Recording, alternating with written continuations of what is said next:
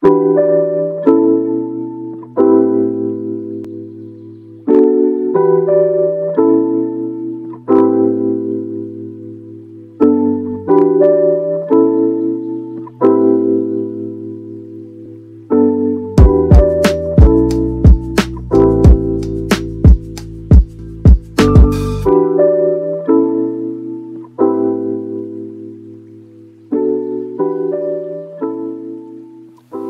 everybody, my name is Kevin Till. I'm known as the Koi Medic, and we have a very, very exciting program. What we are going to be doing is we're going to be working on a couple of fun facts about fish, and we are also going to give you some educational hints and tools whereby to look after fish and understand fish. But right now we are at a very exciting pond. Mike Siegel of WCB has got a serious koi collection, and what we want to do is we wanted to showcase the beauty of koi fish and also some of the varieties just briefly, so that you can appreciate. A lot of times we go to foreign places where we see these fish swimming in ponds and you know, the peace and tranquility. One always wonders when you at a pond, whether it's by a hotel or a foreign location, these beautiful swimming flowers or living jewels as they call them, and often wonder where do they come from and what is the difference between the colors and so forth. So we're going to take you on a journey so that, you know, with understanding where they come from and also how you look after them as well, so that you can appreciate them. Okay, in terms of varieties, just to give you an idea, here we have a red and white fish. Now, why red and white, and what is it called? All the names are in Japan, Japanese names, and this is called a kohaku. Now, there's a variety of kohakus that you have. You can have a tensho kohaku, and you can have a two-step and a three-step, but we'll get into that. Right now, we just wanted to discuss that this fish is only 3.5 years old. So this is now where it becomes, where we look at the bloodline. And these fish are selected and handpicked and reared in Japan by very reputable breeders. The bloodline and the breeding process of the breeders, the likes of Sakai, Mamotora, and so forth, it's generations of families that have studied and understand the art of breeding. It's not that easy just to put a male and female together and breed. So this is really a very, very special fish. So the red and white, the red is known as hi, and the white is known as shiroji, which means white as snow. Within its design, you want the color to be perfect. That's the whole idea.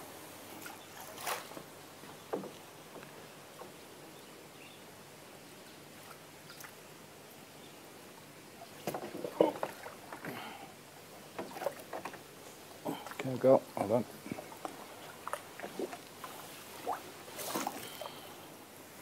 Okay, whilst you watching, not everybody has koi fish, and we also want to help the beginner, a person that's interested in the koi fish. At the same time, we do have connoisseurs that seriously collect koi fish, so we're trying to keep a nice balance. But from an interest perspective, the Japanese have a saying, learn how to keep water, then you have fish. When it comes to fish, not only koi fish, but all fish, it's all about the water. Having a good understanding of the balance of water, the beauty of our water is balanced. As a matter of interest, for the newcomers to this hobby, the world's oldest living koi fish, you can Google it, is known as Hanaku, and it was recorded through National Geographic at 226 years old. And you can Google that, a beautiful story, where the generation of families had this fish in natural spring, which is in Japan. So that's just something that's of interest. This is a very, very special fish. It's what we call a tategoi, which means a promise for the future. This Sankey has been, again, hand-picked and selected and is being groomed for the future, a potential grand champion. So a lot of effort and a lot of care is going into a fish like this. We've now got 3 colors, meaning Sankey. Sankey means the color of 3. So now we've had the white, which is Shiraji that we've spoken about, the He, which is the red, and now you get the Sumi, which is the black. And there's a particular pattern that is favored, and also the size of the fish. Whilst we're talking about size, the ladies might enjoy this. Females rule in this game. When it comes to shows, the females are the champions. The males are really not considered, although they are very special, but it's the females with the voluptuous body shape that wins the shows in general. Okay, Mike, what fish have we netted here? This is a Tancho Sankey from Sakai Koi Farm. So Sakai is one of the top breeders of the world with koi fish. Correct. He's won a lot of GCs in Japan. GC meaning Grand Champions. Grand Champion. Now in Japan, when they have the All Japan show, that is the prestigious. That's the World Series from a koi perspective. Koi it's show. The most sought after prize for any koi keepers to win the All Japan show. Mike, I see that we've got a perfect round circle on the head. How important is that when it comes to this particular variety? Well, the Tancho Sankey, it is very important. The red on the head, the circle, is representing the Japanese flag, and it's very meaningful.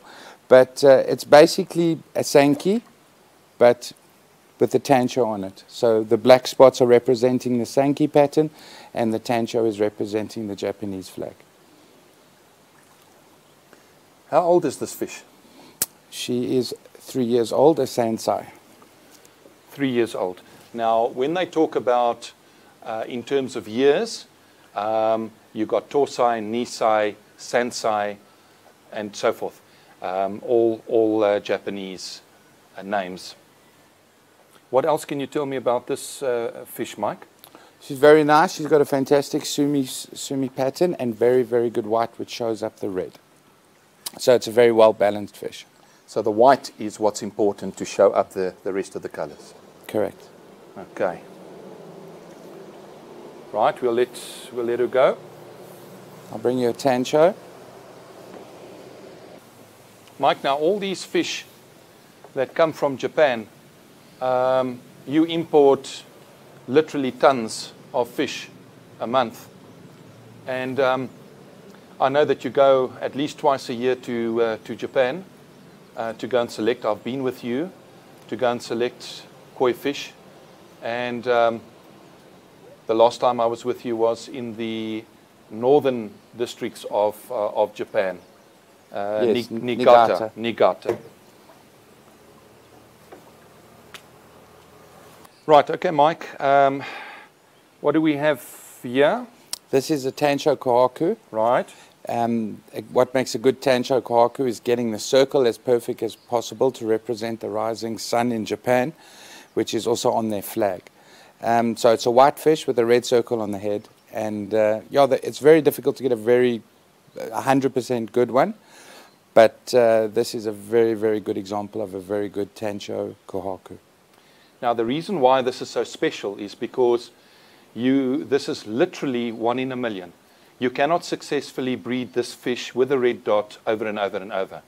And one of the genetic reasons for that is because red, being he, moves from head to tail.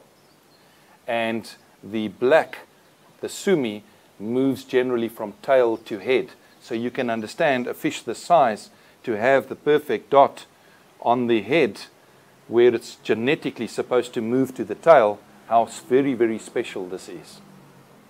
And also the judges will select and make the things that they will look at is the the skin of the fish, the quality of the skin.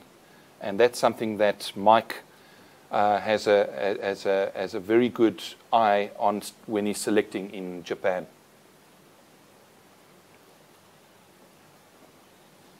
Okay. How old is this fish? This is also a Sansai, 3-year-old. 3-year-old Sansai. And the breeder? Also Sakai on this one. Also Sakai. Any fish, when it comes to feeding under 10 degrees, that's where you really stop and slow down the feeding. And the reason for that is because the fish may want to eat, but you've also then, because the fish's digestive system is hibernating, which is right, the food can go rancid, and you could have complications in the, in the belly of the fish. So what there are is there's a difference of fish food out there, very, very careful balance, and that comes down to the koi nutrition. Nutrition is extremely important with this. In fact, there's certain nutritions that can bring out the color, and there's other nutritions that can bulk up growth. And then you've also got a multi-season, and you've also got a winter food. So there's various balances or recipes that we use in this business of preparing, like the fish that we spoke about, preparing for potential grand champion. Mike, this next fish? This is a Isa Shawa. Now the difference between the 3 colors that we were talking about, the Sankey, and now the Shawa, as you can see, the Sumi, which is the black, is now on the face and on the mouth. And so this is a black fish with red and white.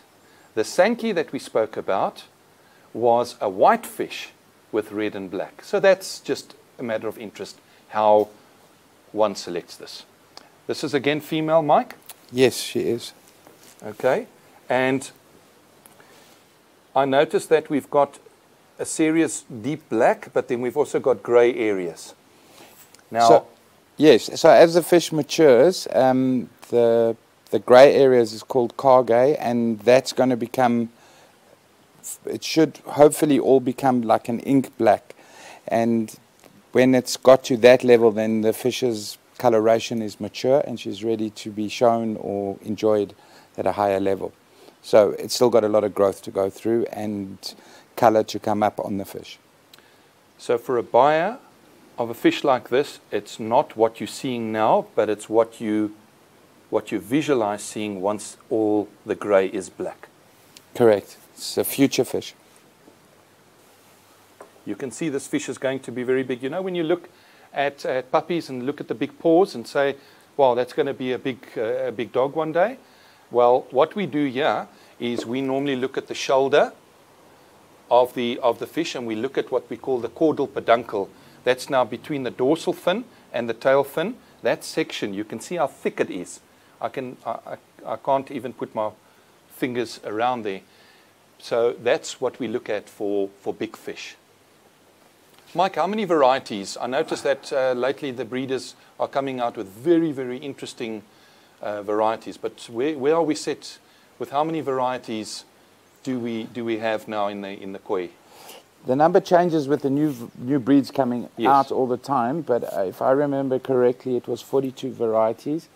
But like I said, it's the Go Sankey variety, which is Kohaku, Sankey, Shawa, and Beko. That falls into the Go Sankey. And then everything else sort of subcategorizes from there. At the end of the day, when you are selecting a koi fish, all you want to do is you want to make sure that the fish is healthy, that the fish has been properly quarantined. It's all about the water, remember. And then if you like a particular color, if you like this, a mono color, and you don't want to have a variety of colors on the fish, it's entirely up to you. It's your pond. It's what you like. Many, many people, even moving towards their retirement, have had fish for 30 years, 35 years, and then ask us to relocate the fish and that kind of thing. So fish stays with most families for a very long time. What's nice about it is they often give them names, you know, sort of family names. The children give them names, and so forth and so forth. So it's really very much a family hobby and not just dad's hobby or mom's hobby. Right. Mike, this looks like a meter. If I look at the measurement here, this bowl is 90 centimeters, and this fish is very definitely, am I right? Yes. Close to a meter. So that's very unusual to get a fish this size. Yes, it's a good accomplishment to get any koi over 1 meter. And how old is this fish? Believe it or not, she's still very young. She's 5 and she'll be turning 6 in November. So she's only 5 years old? Yes. She's absolutely magnificent. She's a karasi koi, which is a mustard koi in other words. They're very well known for growing extremely large. And they're great fun to have. They tame down very easily, and they're always impressive in a pond. Yeah, I noticed they are very. And they're very easy to keep. The breeder? Marasai. Marasai. The important thing that I also look at from a medical perspective, you must always do a visual inspection. It's like any of your animals. If you spend enough time with them, you can see that their behavior is different. And then we do a series of checks. First and foremost, always water. And then, you know, if we find anything from there, then we move over to microscope analysis and so forth.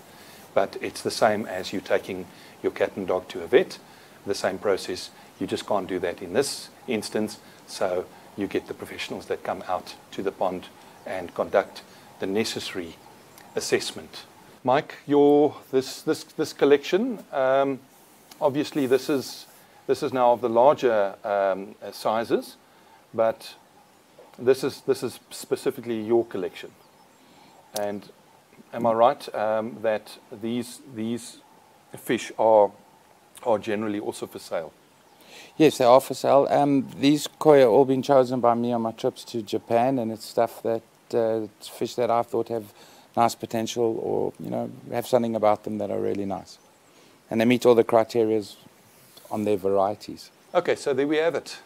We're going to be showing you marine fish. We're going to be showing you tropical fish. So we're going to be talking about many other different fish. So that's basically the things that we're going to concentrate on the next time. So please tune in, and we'll go through, and you'll be amazed to see how beautiful all the fish are there. Thank you.